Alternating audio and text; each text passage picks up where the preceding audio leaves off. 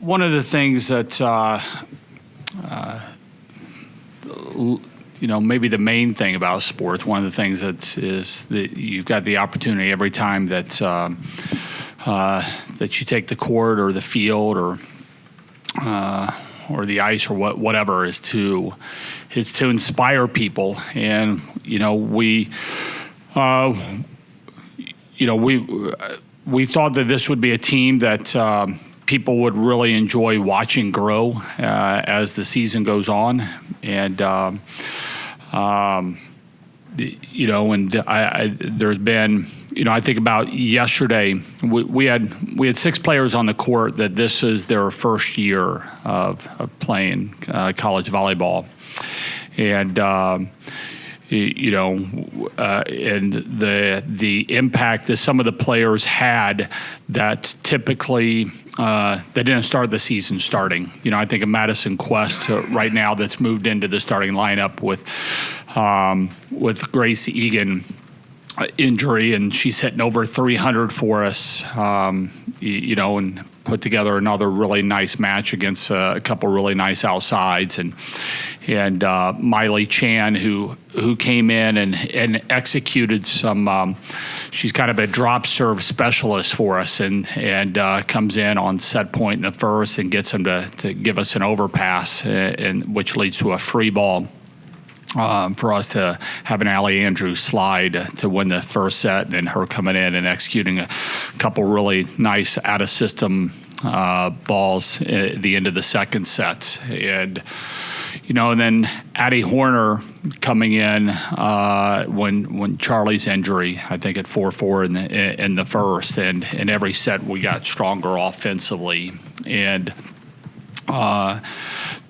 that's what you're wanting. That doesn't happen if they're not putting the work in practice every day and being ready for their moment. And and then I would say that goes back to the Illinois match when you got Anaya Warren that hasn't played a lot leading into that and having a huge impact for us. And so, you have a player like Mimi Collier or Carter Booth that it becomes really obvious of what they're doing.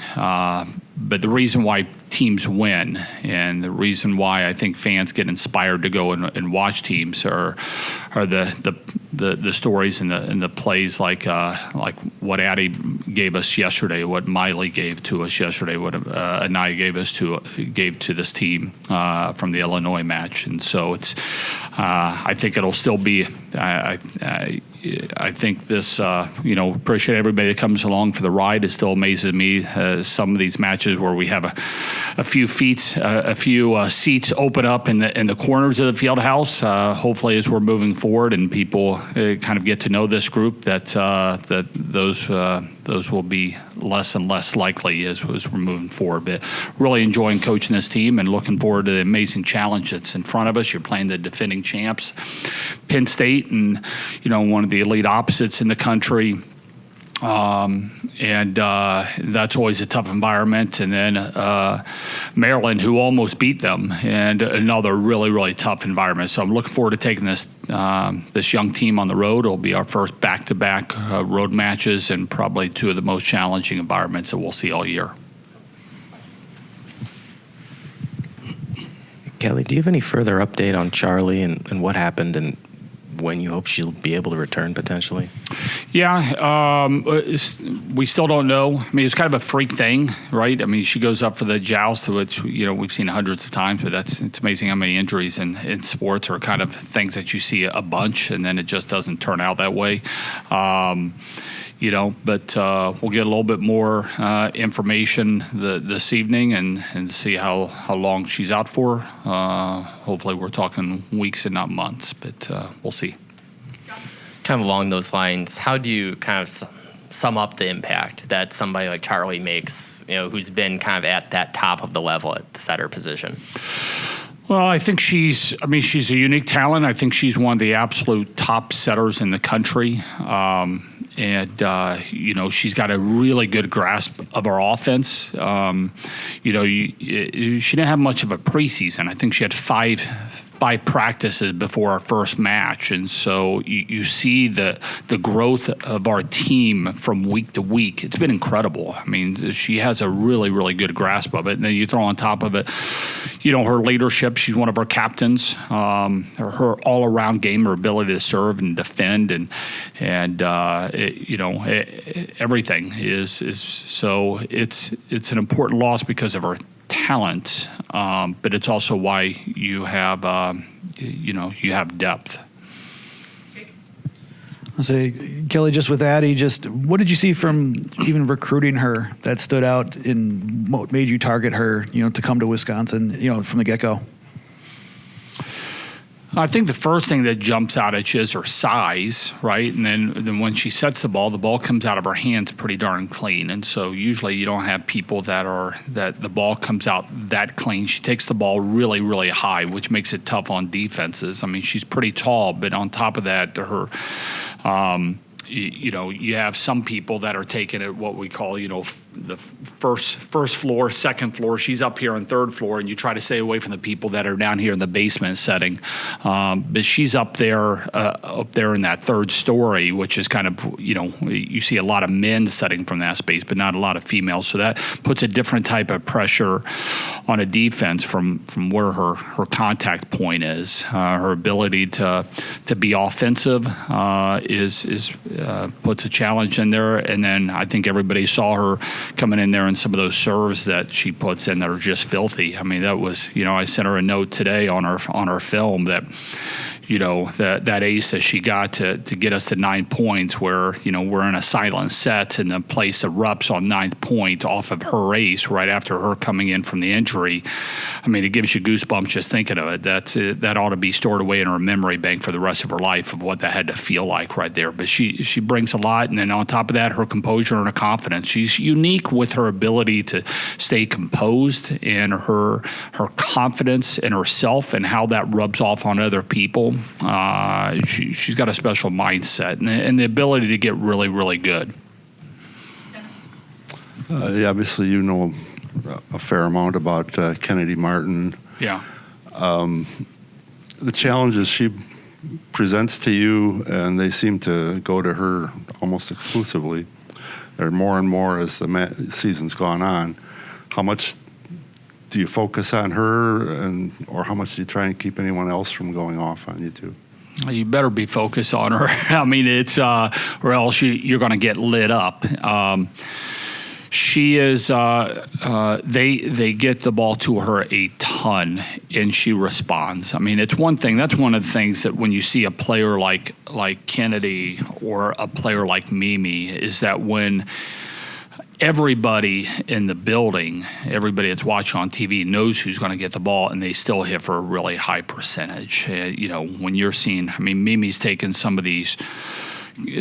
Quite a few of her kills yesterday were against a triple block and in a pretty good backcourt, and she's getting in and not just doing off speed. She's getting up and over and into spaces with pace. That's really, really unique. Kennedy can do the same thing from the front row and the back row, but probably from even a higher point maybe. Her serve. I mean, you watched the serve yesterday behind the service line, and it's just nasty. It just gets on you so fast from such a unique angle. And, I mean, we're going to have our hands full, no question. From that part of the court, I mean, she will have been by – let's make sure I'm giving everybody justice. The Texas opposite, the freshman, had a really, really nice match against us. But this is that plus a lot more experience, and so it'll be an awesome opportunity for us. Coach, kind of a two-part question about the setters. First of all, does the speed or tempo of the offense change at all with Addie in there rather than Charlie?